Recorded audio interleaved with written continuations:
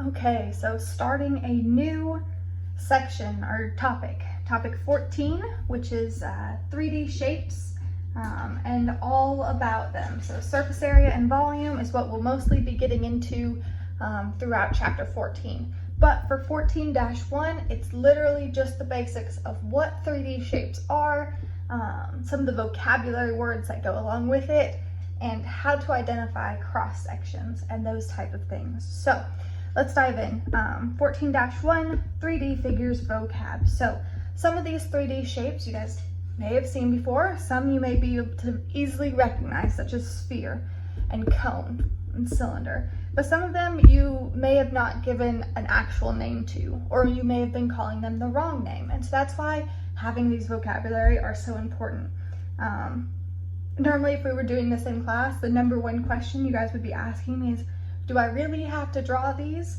And I think being able to draw them out or practice drawing out these 3D shapes can be extremely helpful for this unit to help you to understand how these shapes come about and how to draw them properly. So I highly recommend it. Like I said, all of this is optional enrichment at this point, so I cannot force you to do it, but I highly encourage it to assist in your learning. So first up, we have a triangular prism, okay? One of the key things about prisms is that their walls are rectangles, okay? And so if you look at this, each one of these walls are rectangles, but its bases, okay, or sorry, these are called faces, not walls. I apologize for not using the academic language there, but these are faces. So each one of its faces are rectangles, okay? And then its bases are triangles, therefore making it a triangular prism. The bases are triangles, the faces are rectangles, okay? So that's our first one. And then we have cylinder. So it has two bases that are circles, and its face is technically a rectangle that's wrapped around, okay? So that's a cylinder. For a cone, we have one circular base, and then its face comes up to a point. Then we're back to a prism, okay? A rectangular prism. So think about, what are the faces going to be since it's a prism? What are its bases going to be since it's rectangular? And if you thought about it, its bases are going to be rectangular and its faces are going to be rectangular, okay? Now, a specific type of rectangular prism you may have heard before, a cube. And that's where all faces and bases are squares, okay? So that's a specialty rectangular prism. So keep that in mind, okay?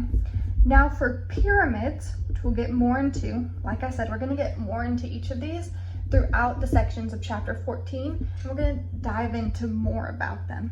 But for a pyramid, and there's lots of different types of pyramids, okay? So we can have a triangular pyramid, a square pyramid, a hexagonal pyramid. There's a lot of different options. All of those are talking about their bases, okay?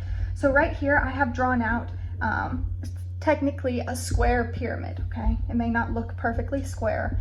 That's my drawing skills.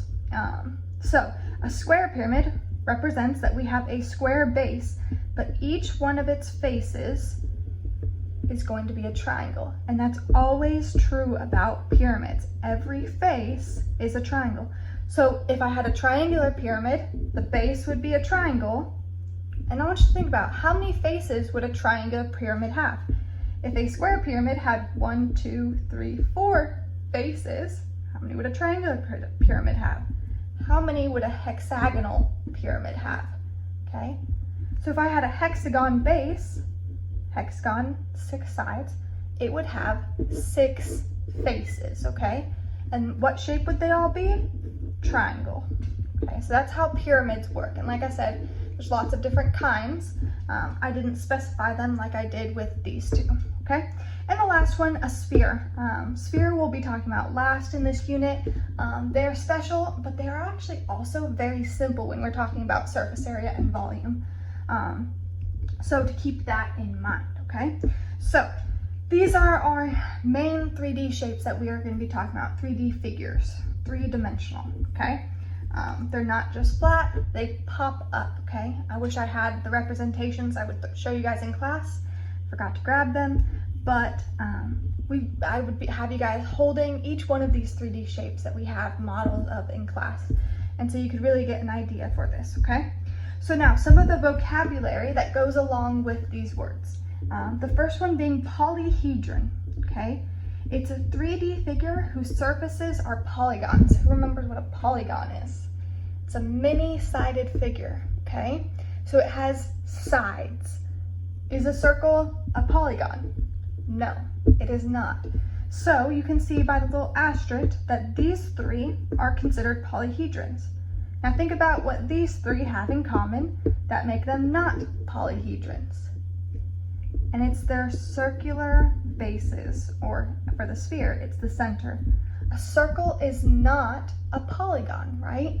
Triangles, squares, rectangles, hexagons, pentagons, heptagons, all of those things are polygons. And so if the faces of the entire shape are made up of polygons, it is considered a polyhedron, okay? Now let's talk about some of these other words that I talked about. Some 3D shapes have a base, capital B base. That'll be so important when we get to this next section. But base, for 3D shapes, we recognize its base as capital B base, okay? So the base of the triangular prism in this one, it is the triangle. Just because it's sitting on this rectangular side right here does not mean that that's its base. Because it's a triangular prism, the triangle is its base. You must keep that in mind, okay? Not always is it whatever side it's laying on going to be its base. It can be turned sideways, just like we had triangles that were turned sideways. So keep that in mind, okay? So some of them might have one base, like pyramids, cones, okay? Those have one base, or two bases that are parallel. The bases have to be parallel if there's two of them, okay? So think about it on the triangular prism. These two triangles are parallel. And think about what parallel means. They're never going to intersect, okay? So those are parallel. Same thing with the cylinder. These two bases are parallel. Rectangular prism. On rectangular prisms, you get to pick which ones are going to be bases. I recommend the smaller sides being the bases, but really for rectangular prisms, it does not matter since every side is a rectangle. But the main point is that the bases are parallel, okay? And we already talked about the faces are the other sides, okay? And on prisms, the faces are rectangular. On pyramids, they are triangular, okay? Next up, nets. So a net is a 2D diagram that can fold into a 3D figure. I'm going to show you a picture of this in the textbook, okay? So this is the net of a hexagonal, is a hexagon, prism. I know it's a prism because its faces are rectangles. I'm probably going to make another stop by the school to pull out those 3D models to actually show you how we can take apart a 3D shape and pull out its net and lay it flat, okay? So that's something to keep in mind about nets. Now, the last thing is what most of our practice problems are about today, and that's cross sections, okay? So it's the intersection of a plane cutting through a 3D shape. Now this is very hard to show on 2D, and so I apologize for how difficult this is to wrap your head around this concept. So I'm going to use the textbook and their drawings to help us out with this, okay?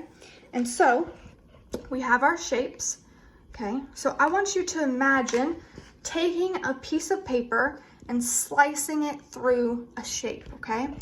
And so for a cross section, if I'm looking at a cylinder and I put a piece of paper down the middle of that cylinder, I'm not going to have a circle. I'm going to end up having a rectangle because that's how its faces are looking, okay? And if we look at it, if we turn this on its side, we'll see that what's left on that piece of paper after I get rid of all the 3D parts, what's left on that 2D piece of paper that I slid in there is a rectangle, okay? Now, what if I was to take the piece of paper, and I know this is hard to visualize, but if I was to cut through my cylinder like this, and if I were to cut through it like this, so I would take a cylinder, okay, cut through it like this. That piece of paper, okay, that cross section would then be a circle, okay? It's all about how you view it, okay? So when you look at a cylinder completely from the side, and actually I'm gonna grab a can out of my pantry to help you guys with this. We got some black beans, okay? So this is a cylinder. Now if I look at the cylinder from straight on top, this cross section would be a circle, right? But then if I were to look at this cross section like this, even though we know it's rounded, if we were to push this flat against this piece of paper, I would have a rectangle, right? And I could even draw that out on a piece of paper in my cross section, if I could draw nicely. Ignore how bad this is. But so we can see that it's a rectangle, okay? So that's how cross sections work for the most part, okay? So with cross sections, we can also take them diagonally. So this diagonal one of a cube, okay, the way we look at that is if we were to press that against paper, we could see that it's a rectangle. Now, the cross section of a pyramid, if we take it straight down the top, that would end up being a triangle. But if we took it parallel to the base, it would be the same shape as the base, a square, okay? So that's how we have to think about these things. And so, same thing here, continuing talking about cross sections. If we take it parallel to the base, it's gonna be the same shape as the base. But if we take it perpendicular to the base, we kind of have to take that shape, just like we did with the can, okay? This is parallel to the base, this is perpendicular to the base. We have to take that shape and push it flat against a piece of paper, okay? And the last part, which does have, there are practice problems about this. If we were to rotate around a line, and so this is kind of hard to think about, but if we were to take this shape and rotate it around this line, we can visualize that that creates a cylinder. Now you may be like, okay, so if I draw a circle, that'll create a sphere, right? No, but when I actually rotate this around the line, it doesn't actually touch the line. It makes like a donut shape. And you guys can just describe these shapes to the best of your ability. You don't have to use some crazy like language for it. But the practice problems, and I plan on telling you which example problems go with which practice problems on the Pearson website. Okay, so look for that on Google Classroom.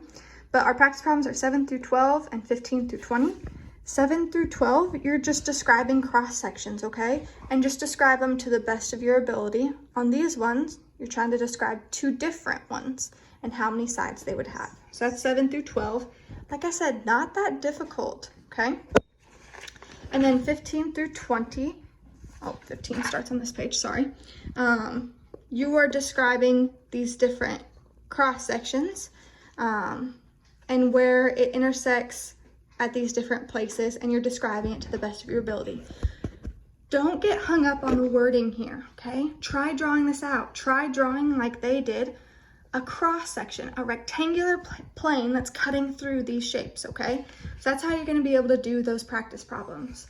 And the last few, for 18 through 20, this is where you're spinning it around the line and telling me what shape ends up getting made. Like I said, describe this to the best of your ability. Technically, this one doesn't have like a specific name for it. So maybe say it's a something with something on top, or you can describe it in many different ways. So don't get hung up on the wording with that, okay? Just try to the best of your ability to explain it. But this is an introduction into our 3D figures. This is what I'm gonna be talking about over the next, I think there's 8 sections. So next about 2 weeks, I'll be posting these notes and videos each day just to get you guys a better understanding. Remember, this is all optional enrichment. So keep that in mind. Thank y'all.